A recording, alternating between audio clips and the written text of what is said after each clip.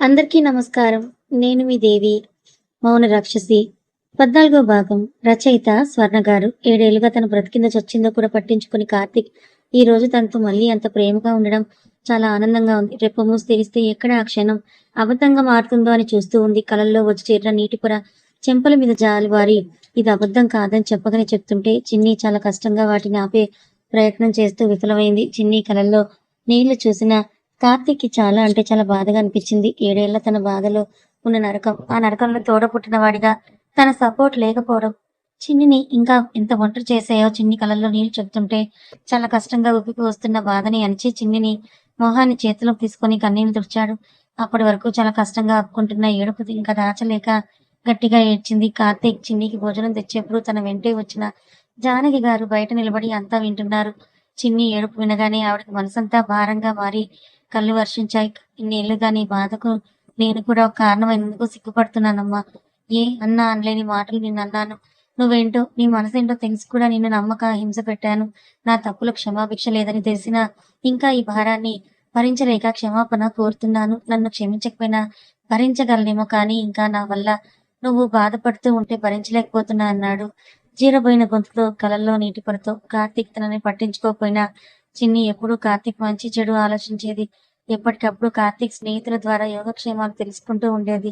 తనకి తెలిసి ఏనాడు కార్తీక్ ని అంత బాధగా చూడలేదు. మొదటిసారిగా కార్తీక్ కళ్ళల్లో నీళ్లు చూసిన చిన్నికి బాధగా అనిపించినా అవి తన కోసమే అయినందుకు అంతకంటే సంతోషం అనిపించింది. తను కోల్పోయిన ప్రేమ తిరిగి వస్తుందన్న నమ్మకం కార్తీక్ కళ్ళల్లో కనిపించే కన్నీటి పొర చిన్నికి చెప్పేసింది. ఇప్పటి వరకు బాధతో వర్షించిన కళ్ళు సంతోషంతో వర్షించాయి. చిన్ని వెంటనే కన్నీళ్లు తుడుచుకొని ఆశ్చర్యంతో శృతి ఏం జరుగుతుందో ఇక్కడ, ఇది నా కలే కదా అని అంది. పప్పి ఫేస్ పెట్టి కార్తీక్ ని చూస్తూ. కార్తీక్ చిన్నగా నవ్వి చిన్ని తల మీద ముట్టి ఇది నిజమేలే, ముందు తిను అన్నాడు. చిన్ని ముందు బీన్ బ్యాగ్ లాక్కుని కూర్చొని చిన్ని తల మీద రుద్దుకొని రేయ్, తల మీద కొట్టావంటే చంపేస్తానని వార్నింగ్ ఇస్తూ ఏంటి నీకు ఇంకా అలవాటు పోలేదా అన్నాడు నవ్వుతూ. చిన్నికి తల మీద కొడితే చాలా కోపం. కొట్టిన వాళ్ళకి చుక్కలు చూపించి వదులుతుంది. చిన్ని కోపంగా చూసి తింటుంది.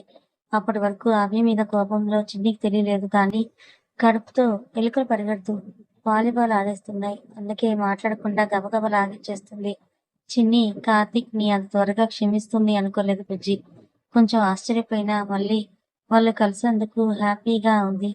మళ్ళీ అల్లరి చిన్నిని చూసి రోజు త్వరలోనే వస్తుందని బుజ్జికి అనిపించి నవ్వుకుంది. అప్పటి వరకు మనసులో ఉన్న భారం కొంచెం తగ్గింది కార్తీక్ జానకి గార్లకి. కార్తీక్ చిన్ని తినడం చూసి ఇంత ఆకలితో పడేలా చేస్తున్నావే అన్నాడు. చిన్ని కార్తీక్ ని చూసి ఇప్పటి వరకు తెలియలేదురా, ఇప్పుడు తెలిసిందని బుగ్గల నిండా పెట్టుకొని తింటూ చెప్పింది.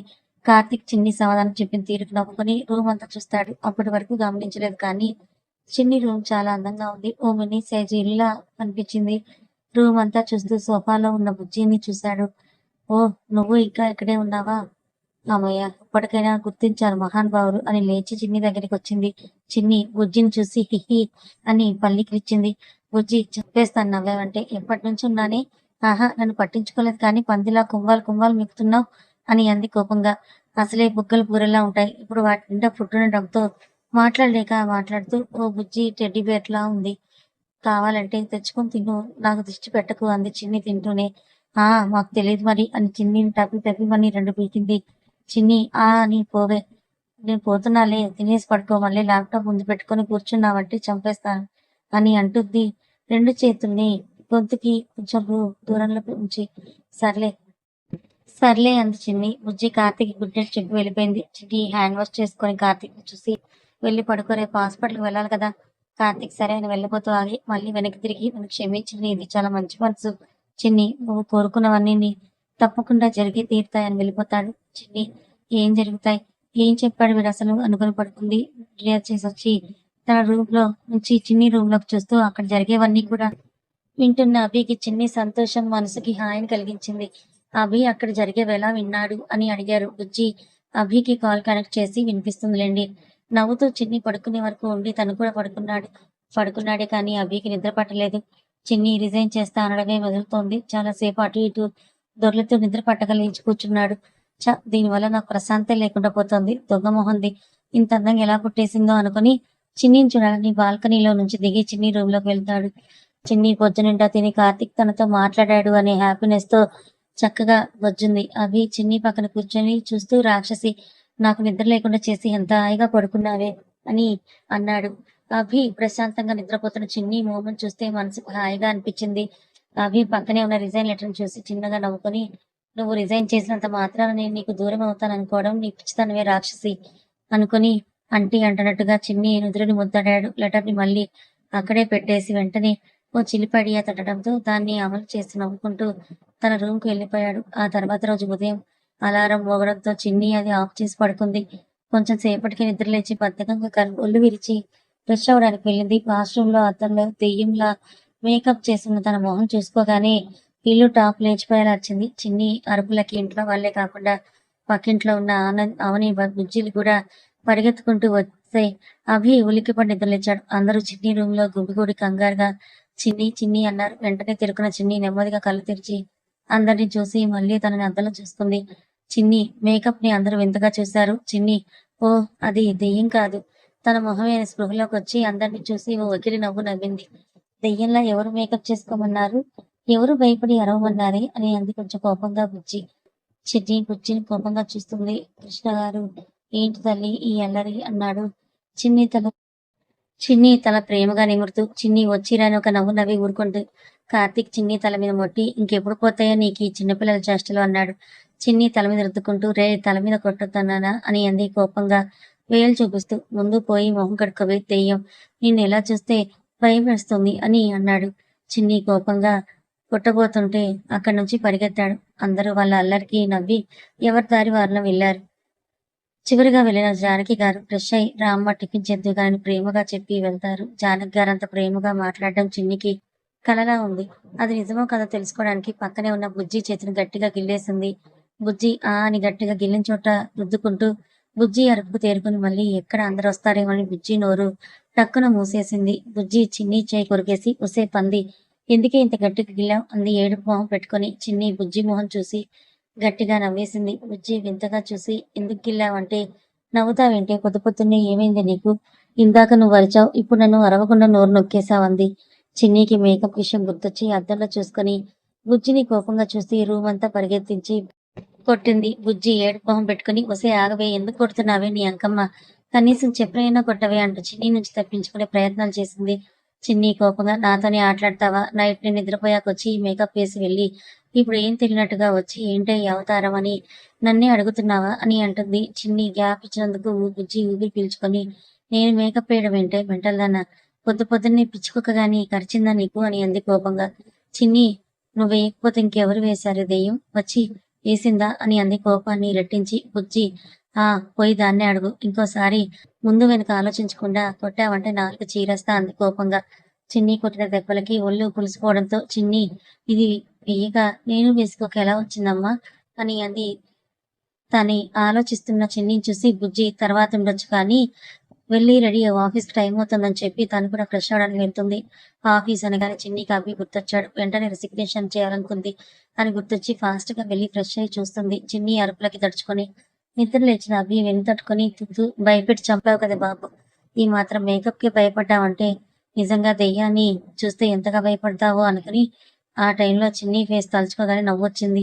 వెంటనే మొబైల్ తీసుకొని నైట్ చిన్నికి మేకప్ వేశాక ఫోన్ లో తీసుకున్న ఫొటోస్ ని చూసి నవ్వుకొని బుజ్జి రూమ్ లోకి వెళ్ళి బుజ్జి ఫోన్ తీసుకొని చిన్ని నెంబర్ కోసం వెతికాడు. నెంబర్ కనపడక ఇదేంటి, దీని దగ్గర చిన్ని నెంబర్ లేదా అనుకుని బుజ్జి కోసం వెయిట్ చేస్తున్నాడు.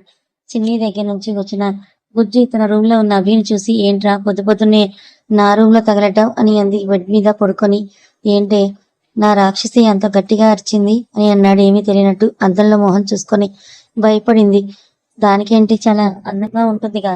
ఆ దెయ్యమే అని నోట్లోనే ఆపేసి మాట అభిని చూసి, రే నిజం చెప్పరా, నువ్వే కదా దానికి మేకప్ వేసింది అని అంది.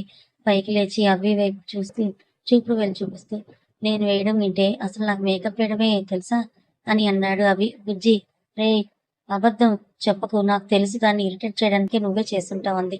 అభి లేదే బాబు, నువ్వు నన్ను నమ్ము, అయినా చేశానే అనుకుందాం, అయితే ఏమైంది బుజ్జి అభిని కొడుతూ. ఏమైంది ఏంట్రా ఈడియట్, అదంతా నేను చేశానని అది నన్ను వీరకొమ్ముడు కుమ్మిందంది ఏడుపు మొహం పెట్టుకుని. అభి నవ్వుతూ, అసలు ఏం జరిగిందే అక్కడ అన్నాడు. చిన్ని ఇంకెంత హంగామా చేసిందో తెలుసుకోవడానికి పోరా, నన్ను కొట్టించిందే కదా, ఏం జరిగిందంట, ఏం జరిగింది, నేను చెప్పనుపా అని అంది. చెప్పవా, బాగా ఆలోచించుకో మరి అన్నాడు అభి. బుజ్జి డౌట్ గా అభి వైపు చూసింది. నువ్వు చెప్తే నీకు గుడ్ న్యూస్ చెప్దాం అనుకున్నా. సరే చెప్పకు, ఏమిట్రా గుడ్ న్యూస్ అని అంది. ముందు నేను అడిగింది చెప్పు, అలాగే నాకు చిన్న నెంబర్ కూడా ఇవ్వు అని అన్నాడు అభి. బుజ్జి ఏం మాట్లాడలేదు. చూసించారు కానీ చెప్పు అన్నాడు. బుజ్జి అక్కడ జరిగిందంతా చెప్పింది. అభి అంతా విని నవ్వుతూ, ఇంత చిన్న దానికి ఇంత పెద్ద హంగామా చేసిందా అని అనుకుని నవ్వుకున్నాడు అభి. సరే, దాని ఫోన్ నెంబర్ ఇవ్వు. నా ఫోన్ నీ దగ్గరే ఉంది కదరా, చూసుకో. ఫోన్ ఉంది, దాంట్లో నెంబర్ ఉండాలిగా. ఎక్కడికి పోయింది, ఉందిగా అని ఫోన్ తీసుకొని చెక్ చేసి చిన్ని నెంబర్ తీసి చూపించింది. ఇదేంటి, ఆ రోజు చిన్ని అని సేవ్ చేసుకుని ఉన్నావుగా, ఇప్పుడెట్టి తెయ్యమని పెట్టుకున్నావన్నాడు నవ్వుతూ. దానికి ఇదే కరెక్ట్లే, తీసుకో అని ఫ్రెష్ అవ్వడానికి వెళ్ళిపోయింది శృతి. అభి నెంబర్ సేవ్ చేసుకుంటూ, వెళ్ళిపోతున్నావేంటి, గుడ్ న్యూస్ వద్దా అన్నాడు. అంత మంచి గుడ్ న్యూస్ అయితే నువ్వు ఇంత సింపుల్ గా చెప్పవులేరా, పో ఆఫీస్కి టైం అవుతుందంది. అది చిన్నగా నవ్వి చిన్ని నెంబర్ పింకిలని సేవ్ చేసుకుని బుజ్జి ఫోన్ అక్కడే పెట్టేసి వచ్చాడు. చిన్ని రెడీ అయ్యి రిజైన్ లెటర్ తీసుకొని త్వరగా వీడి పీడ వదిలించుకోవాలనుకుంటూ ఫాస్ట్ గా ఆఫీస్కి వెళ్తుంటే జానక్ గారు చిన్ని అన్నారు. చిన్ని ఒక క్షణం ఉన్న చోటే ఆగిపోయింది. ఇన్నేళ్ల తర్వాత తన తల్లి నోటి నుంచి అంత ప్రేమగా తన పేరు వినడం వల్లనేమో కళ్ళల్లో నీళ్లు తిరిగాయి. కానీ అది తన భ్రమేమో అనుకుని మళ్ళీ ముందడుగు వేయబోతుంటే చిన్ని అంటూ జానక్ గారు భుజం మీద చేయేశారు. చిన్ని వెనక్కి తిరిగి జానక్ గారిని చూసింది. చిన్ని కళ్ళల్లో నీళ్లు చేసిన జానక్ గారికి గుండె భారంగా మారింది. చిన్ని చేతులు పట్టుకుని బాధగా, నిన్ను అర్థం చేసుకోకుండా మూర్ఖంగా ప్రవర్తించిన ఈ తల్లిని క్షమిస్తావా అమ్మా అని అంది. అతని కళ్ళల్లో నీళ్లు తిరుగుతుంటే చిన్ని ఏడుస్తూ అమ్మా అంటూ ఆమెని గట్టిగా హత్తుకుంది. డైనింగ్ టేబుల్ దగ్గర కూర్చున్న రాధా, కృష్ణ, కార్తిక్ గారు హ్యాపీగా చూస్తున్నారు.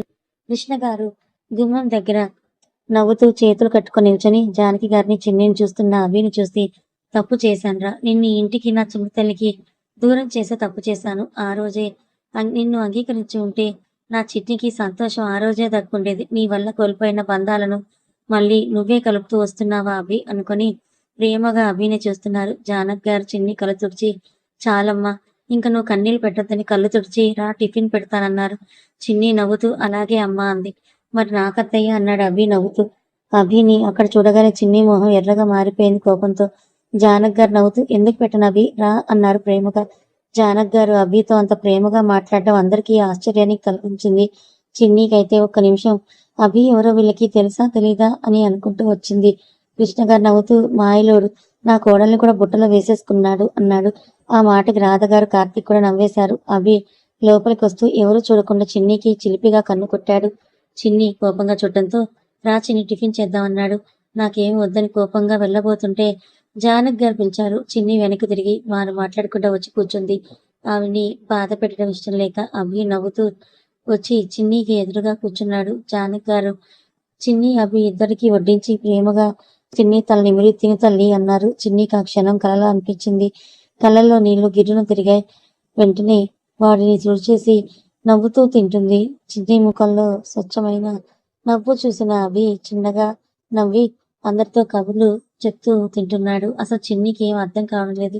అవి వాళ్ళతో ఇంత క్లోజ్ గా ఉండడం జరిగింది మర్చిపోయి ఇంత ఫ్రూగా మూవ్ అవుతుంటే చిన్నికి ఏదోలా ఉంది. వాళ్ళు క్షమించినంత సులువుగా తను అభిని క్షమించలేదు. ఇంకా ఎక్కువసేపు అక్కడ ఉండాలనిపించలేదు చిన్నికి. అందుకే ఫాస్ట్ గా తిని అందరికి బాయ్ చెప్పేసి బయటకు వచ్చింది.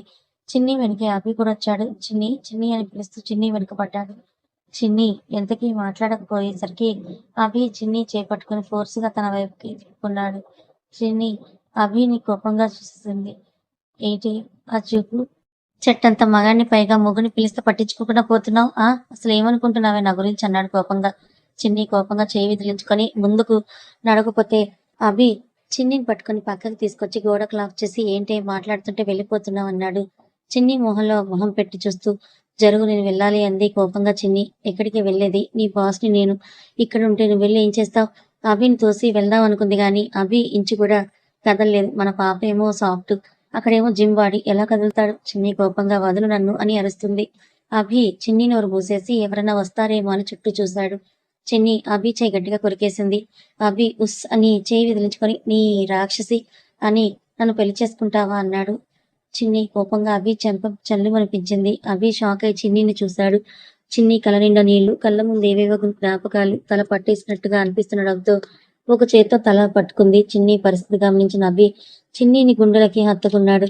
చిన్ని కళ్ళు మూతలు పడ్డాయి. కానీ చిన్ని తన మనసుకి చేరే అభి గుండె చప్పుడు చాలా ధైర్యంగా, హాయిగా ఆస్వాదించింది. స్పృహ తప్పిన చిన్నిని ఎత్తుకొని అక్కడే స్టెప్స్ నుంచి పైకి తీసుకెళ్లి రూమ్ లో పడుకోబెట్టి మొహం మీద నీళ్లు చిలకరించాడు. చిన్ని మెల్లిగా కళ్ళు తెరిచి ఎదురుగా ఉన్న అభిని చూసింది.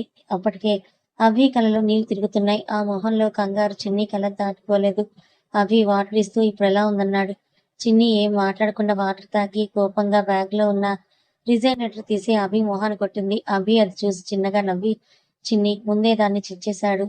చిన్ని కోపంగా చూసింది. అభి చిన్ని దగ్గరికి వచ్చి ఎప్పుడు అలా గుడ్లు గుబలా కళ్ళేసుకొని చూడడం కాదు, కాస్త నోరు తెరిచి మాట్లాడు, ప్రస్తుతానికి రెస్ట్ తీసుకో అని చెప్పాడు. చిన్ని ఆ అని అరిచి పోరా బయటికి అంది. అభి షాక్ గా చిన్నిని చూసి రా ఏంటేరా, ఆ మొగుడిని పట్టుకుని రారా పోరా అంటావంటే నాలుగు చీరేస్తానన్నాడు కోపంగా. చిన్ని ఇంకా కోపంగా అంటాను, నా ఇష్టం, ముందు నా రూమ్ నుంచి బయటికి వెళ్ళన్నది. అభి ఇంకా మొండిగా అక్కడ నిలబడి వెళ్ళని ఏం చేస్తావన్నాడు. చిన్ని కోపంగా లేచి అభి కాలర్ పట్టుకుని బయటికి లాక్కింది. అభి బయటికి తోసేసి ఇంకోసారి నా రూమ్ లో అడుగు పెట్టామంటే చంపేస్తానంది వేలు చూపిస్తూ. అభి చిన్నగా నవ్వుతూ చిన్ని కోపాన్ని చూస్తున్నాడు. చిన్ని అదేం పట్టించుకోకపోయినా డోర్ క్లోజ్ చేసి వెళ్లి బెడ్ మీద పడుకుంది. అభి నవ్వుతూ రాక్షసి కోపంలో కూడా ఎంత ముద్దుగా ఉందో, అమ్మో రోజు రోజుకి దీనిలో ఇంకెన్ని యాంగిల్స్ చూడాలో అనుకుని ఆఫీస్ కి బయలుదేరతాడు. చిన్నికి తలనొప్పిగా అనిపించి అలాగే నిద్రపోయింది. అభి కిందకి వెళ్లి జానకి గారిని చిన్నిని చూసుకోమని చెప్పి ఆఫీస్కి వెళ్ళాడు. కార్తీక్ రఘురామ్ గారిని ఒకసారి చెక్ చేసి తగ్గిపోయాయి నాన్న, ఇంకో 2 రోజులు రెస్ట్ తీసుకుంటే సరిపోతుంది అని అన్నాడు. జాగ్రత్త అని చెప్పి హాస్పిటల్ స్టార్ట్ అయ్యాడు. బుజ్జి ఫ్రెష్ అయ్యి టిఫిన్ చేసి హాల్లో కూర్చొని టీవీలో సాంగ్స్ పెట్టుకొని ఎంజాయ్ చేస్తోంది. మేడం కొరియర్ అని అరవడంతో బయటకు వచ్చి చూస్తుంది. మేడం ఇక్కడే శృతి అని అన్నాడు అతను కొరియర్ కవర్ చూస్తూ. నేనే, అతను ఇక్కడ సైన్ చేయండి మేడం అని అంటూ చెప్పి కొరియర్ ఇచ్చేసి వెళ్ళాడు. బుజ్జి కవర్ ని ముందుకు వెనక్కి తిప్పి చూస్తూ వెళ్లి సోఫాలో కూర్చొని ఓపెన్ చేసింది. అది ఓపెన్ చేసి చూసిన బుజ్జి ఆనందంతో ఇల్లంతా తత్తరిల్లేలా అరిచింది. అవని కిచెన్ లో నుంచి వచ్చి ఏంటి ఆ వెర్రి కేకలు అని అంది కోపంగా. ఇక బుజ్జి నవ్వుతూ వెళ్లి అవనిని గట్టిగా గిరిగిరా తిప్పుతూ మమ్మీ ఐఎమ్ సో హ్యాపీ అని అరుస్తుంది. అవని బుజ్జి ఆనందం చూసి నవ్వుతూ ఎందుకు అంత సంతోషం చెప్తే మేము సంతోషిస్తాంగా అంది. అవని చెప్తాను కానీ ముందు అన్నయ్యకి చెప్పాలని ఫాస్ట్ గా బయటకు వచ్చి స్కూటీని స్టార్ట్ చేసి అభి ఆఫీస్ కి పోనిచ్చింది. ఉదయం అభి చెప్పిన సర్ప్రైజ్ ఏంటో బుజ్జికి ఇప్పుడు బాగా అర్థమైంది. ఆఫీస్ లోకి ఎంటర్ అయి గట్టిగా అన్నయ్య నడిచింది. ఆ అరుపుకి స్టాఫ్ అంతా జడుసుకుని చేతుల్లోని వదిలేస్తే అభి క్యాబిన్ నుంచి బయటకు వచ్చి కోపంగా చూశాడు. బుజ్జి అందరిని చూసి మిగిలిన ఒకటి నవ్వుతూ ఫాస్ట్ గా వెళ్ళి అభిని హక్ చేసుకోబోతే అభి బుజ్జికి 2 మొట్టికాయలు వేశాడు. బుజ్జి కోపంగా పోరా, ఎంత హ్యాపీగా నీతో నా హ్యాపీనెస్ ని షేర్ చేసుకుందామని వస్తే కొడుతున్నావంది ఏడుపు మొహం పెట్టుకొని. ఆనంద్ వచ్చి బుజ్జి ఏంటి తల్లి ఇక్కడ అని అన్నాడు. బుజ్జి ఫాస్ట్ గా వెళ్ళి ఆనంద్ గారిని హక్ చేసుకుని డాడీ నా కల నెరవేరింది డాడ్ అని అంది ఎంతో సంతోషంగా. ఆ మాట చెప్తున్నప్పుడు బుజ్జి కలలో నీళ్లు తిరగడం అభి ఆనంద్లని దాటిపోలేదు. ఆనంద్ నవ్వుతూ అవునా తల్లి అన్నాడు సంతోషంగా. బుజ్జి నవ్వుతూ అవును డాడీ చూడు అని చేతిలో ఉన్న మ్యాగజైన్ మీద ఉన్న కవర్ ఫోటో చూపిస్తూ చూడు డాడీ ఇది నేను తీసిన ఫోటో డాడీ, ఇలా మ్యాగజైన్ మీద రావాలన్న నా కల ఈ రోజు నెరవేరింది. అంతేకాదు ఇంకా మ్యాగజైన్స్ కోసం వాళ్ళు నాకు ఫోటోగ్రఫీ ఛాన్స్ కూడా ఇచ్చారంది సంతోషంగా. ఆనంద్ నవ్వుతూ నాకు తెలుసు తల్లి నువ్వు సాధిస్తావని అన్నాడు. బుజ్జి నవ్వుతూ చూసింది. పిఏ వచ్చి మీటింగ్ ఉందని చెప్పడంతో ఆనంద్ వెళ్ళిపోతాడు. అభి తన క్యాబిన్ లోకి వెళ్తూ బుజ్జి చేతి పట్టుకొని లాక్కెళ్తాడు. బుజ్జి చెయ్యి విదిలించుకొని అభిని కొడుతూ ఇది నీకు ముందే తెలిసే ఎందుకురా నాకు చెప్పలేదు అని కొడుతూ ఉంది. అభి నవ్వుతూ చెప్పడం కంటే నువ్వు చూస్తేనే ఎక్కువ ఆనందపడతావు అందుకే. బుజ్జి నవ్వుతూ ఈ విషయం నీకు ముందే ఎలా తెలిసింది, ఇందులో నీ హ్యాండ్ ఏం లేదు కదా అంది డౌట్ గా. అభి తలుచుకుంటే మ్యాగజైన్ పైన తను తీసిన ఫోటోలు వచ్చేలా చేయడం ఒక గంట పని. కానీ అది బుజ్జికి ఇష్టం లేదు. తను స్వతహాగా ఎదగాలనుకుంది. ఇప్పటికే ఎన్నోసార్లు తను తీసిన ఫొటోస్ రిజెక్ట్ అవ్వడం జరిగాయి. అందుకే ఇలా అడుగుతుంది. అభి లేదే నాకు తెలుసు కదా నీకు ఇలాంటివి నచ్చవని, అక్కడ నా ఫ్రెండ్ ఉన్నాడు కదా వాడు చెప్పాడు అంతే అని అన్నాడు. బుజ్జి నవ్వుతూ అతను అభిని హక్ చేసుకుని బాయ్ రా అంది. అభి బుజ్జి తలని మరి ఎక్కడికి అన్నాడు. చిన్ని దగ్గరికి రా, ఈ విషయం దానికి చెప్పాలని ఫాస్ట్ గా వెళ్ళిపోయింది. అభి నవ్వుకుని మీటింగ్ కి వెళ్ళాడు. బుజ్జి చిన్నిని కలవాలన్న హ్యాపీనెస్ తో స్కూటీని ఫాస్ట్ గా డ్రైవ్ చేస్తూ ఎదురుగా వస్తున్న కార్ కి డాష్ ఇవ్వబోయి క్షణంలో ప్రమాదం తప్పించుకుంది. బుజ్జి ఉఫ్ అని ఊపిరి పీల్చుకొని, అందుకే అన్నారు అతివేగం అత్యంత ప్రమాదకరం అని అనుకుని నార్మల్గా డ్రైవ్ చేసి చేరుకుంది. పరిగెడుతూ చిన్ని రూమ్లోకి అడుగు పెట్టబోయిందో లేదో అభి నుంచి మెసేజ్ వచ్చింది. చిన్ని కళ్ళు తిరిగి పడిపోయింది. కాసేపు పడుకోనివ్వు, డిస్టర్బ్ చేయొద్దని. బుజ్జి వాట్, కళ్ళు తిరిగాయా దీనికి? ఎన్నిసార్లు చెప్పినా ఇంతే, ఊరికే ఏదేదో ఆలోచించి డిప్రెస్ అవుతుందని కోపంగా అనుకుని చిన్ని తల నిమిరి ఏసీ ఆన్ చేసి ఫోన్లో గేమ్ ఆడుతూ అక్కడే పడుకుంది. చిన్నికి చాలా సేపటి వరకు అసలు మెలకువే రాలేదు. మధ్యాహ్నం జానకి గారు వచ్చి డోర్ కొట్టే వరకు చిన్ని లేవలేదు. డోర్ సౌండ్కి లేచిన చిన్ని వెళ్లి డోర్ ఓపెన్ చేసే లోపు బుజ్జి డోర్ తీయడం చూసి నెమ్మదిగా లేచి కూర్చుంది. జానకి గారు లోపలికి వచ్చి చిన్ని తల నిమిరి ఎలా ఉందమ్మా అని అన్నారు. చిన్ని బాగుందిమ్మా. సరే మొహం కడుక్కొనిరా, భోజనం చేద్దామంది జానకి. చిన్ని సరే అంది. జానకి బయటకు వెళ్తూ ఆగి బుజ్జి తల నిమిరి నువ్వు కూడా రా అని అంది. బుజ్జి నవ్వుతూ సరే అంది. జానకి గారు కిందకి వెళ్లి భోజనాన్ని సిద్ధం చేశారు. బుజ్జి చిన్ని దగ్గరికి వచ్చి పక్కనే ఉన్న మ్యాగజైన్ చూపించింది. అది చూసిన చిన్ని ఎగిరి గంతేసి బుజ్జిని హత్తుకొని కంగ్రాట్స్ అని చెప్పింది. బుజ్జి నవ్వుతూ థ్యాంక్స్ చెప్పి ఫ్రెష్ అవ్వు, తినేసి బయటికి వెళ్దాం అంది. చిన్ని సరే అంది. కథ కొనసాగుతుంది. ఈ కథ మీకు ఎలా అనిపించింది? నచ్చిందా? నచ్చితే లైక్ చేయండి, మరికొంతమందికి షేర్ చేయండి. Thank you so much.